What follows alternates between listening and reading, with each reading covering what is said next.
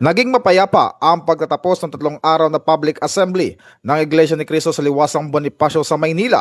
Ayon sa Philippine National Police, naganap ang pagtitipon mula Hunyo 30 hanggang Hulyo 2 at formal na nagtapos bandang alas 7 ng gabi nitong Hulyo 2. Ayon sa PNP, nananatiling prioridad ng kapulisan ang pagpapanatili ng kaayusan at kaligtasan ng publiko habang iginagalang ang karapatan ng bawat Pilipino na mapayapang magtipon alinsunod sa konstitusyon.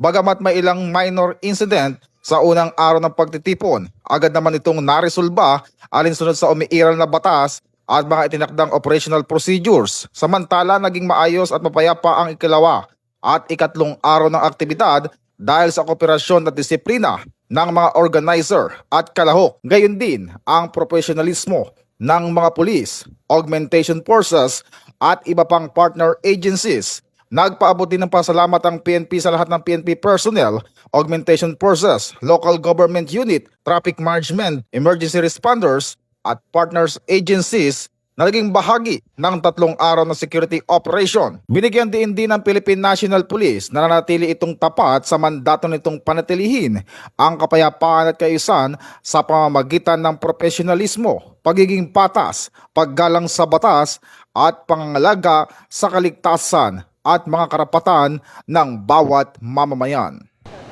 Mula po dito sa himpilan ng Pambansang Pulisya ng Pilipinas, ako po si Patrolman Adrian Dayaw, nagbabalita para sa Police News Express. At ito ang bagong PNP para sa bagong Pilipinas, serbisyong mabilis, tapat at nararamdaman.